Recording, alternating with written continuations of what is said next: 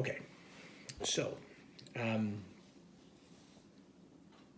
there's something called neoliberalism, and that actually has almost nothing to do with what Americans call liberalism. It's not that liberals and their soft snowflake hearts are in control. That's just not what neoliberalism is. Neoliberalism has been practiced for approximately 40 years in this country, probably a little bit more. But neoliberalism is capitalism without seatbelts that wraps itself in the language, in the rhetoric of liberal language. So accessibility actually isn't affordability. Let me give you a very specific example. There was a report a couple decades ago that said 100% of Mexican households had access to natural gas.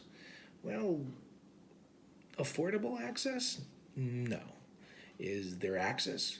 Yes, but what does that mean? Well, access in the United States of America, in cities, is one thing. Access in rural pueblos in Mexico is another. But when you look into the end where they define these terms, at the end of this report, it says accessibility means within 50 miles, which is something we wouldn't consider always accessible here in the United States, but that's, again, it sounds really good, it sounds really wonderful. School choice is always good. Well, choice isn't always good. In fact, it can be paralytic, it can paralyze us. And choice can, in fact, if you have 10 bad choices, it doesn't mean that you're going to have a good outcome. It means you have 10 bad choices, but at least I have a choice. So it's kind of like choosing a familiar misery in human experience tends to take precedence over an uncertain, better future. And that's one of the reasons people stay in abusive relationships. It's one of the reasons that they stay with abusive political parties. For instance, the two-party system right now. And this neoliberalism, ultimately, regardless of its intent, regardless of the words that are used to describe it, it's basically a transfer of wealth from everyday men and women, workers, retirees, and everything. All the wealth that was, built by we the people is transferred upwards because reasons. Well, because neoliberalism. And so what ends up happening is, if you think of this kind of like, this gourd, if an animal gets inside of this big old gourd, or maybe this big old gourd, and eats it from the inside out, you can actually have the little insect eating these things from the inside and leaving just a shell. Well, the shell becomes rigid and hard, and the insides get hollowed out. Well, the insides represent basically the middle class and the working class. And you can have this shell of a nation, this shell of an economy that is basically run only by the wealthiest, only by the richest. And that's where we're at, is that the American experience has been hollowed out from the inside. And that is quite obviously a problem, because if that happens, the viability of that metaphorical squash is in question. If that happens inside of the sun either shrinks or it explodes, which, again, catastrophic. And we're trying to avoid those sort of things, but neoliberalism has basically hollowed out the American dream. Now, whether you had to be asleep to believe in that American dream or not is a whole other issue, but it's another video for another time.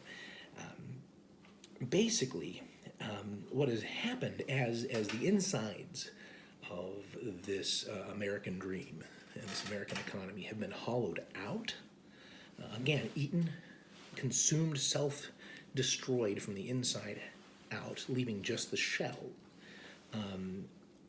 Minorities, people who have been marginalized, minoritized people in this nation have increasingly been scapegoated. They've been blamed unfairly for being the cause of this hollowing out. Let me give you an example.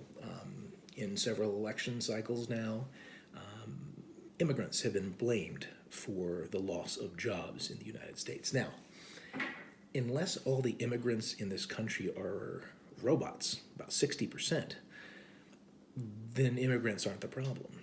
You see, about 60% of the jobs lost in the last 30 years went to automation. Either computers figured out a faster way to do things.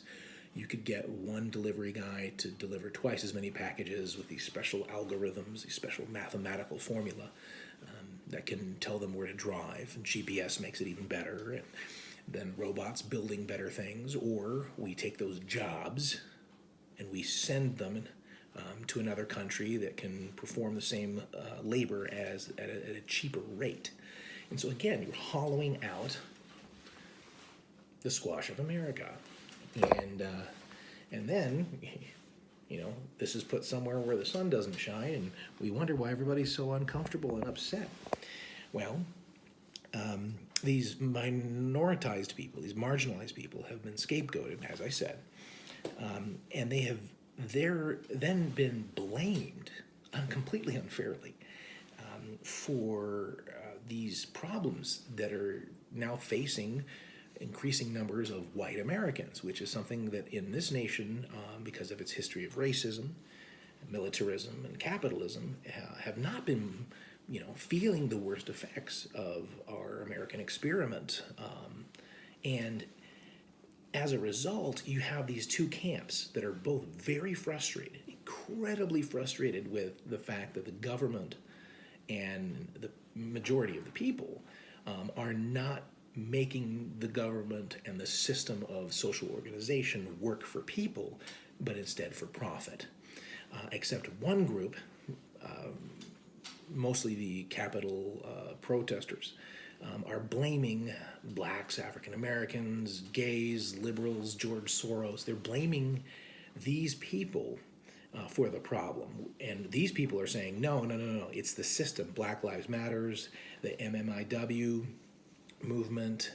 They're pointing out there is a systematic problem that is affecting you too. And this group is like, no, it's easier to blame them. And it's just not the way things are working. This group is trying to make things better for everyone. This group is trying to make it better just for this group. That division of this group is what's driving the protests in the Capitol. The desire for everybody to be better off, is what's driving this movement. So these two political movements are fundamentally different, but the core dis-ease, the core problem that each of them are feeling is this neoliberalist capitalism that has been practiced for the past 40 years, that has hollowed out the American dream. Let's find a way to understand this even deeper coming next.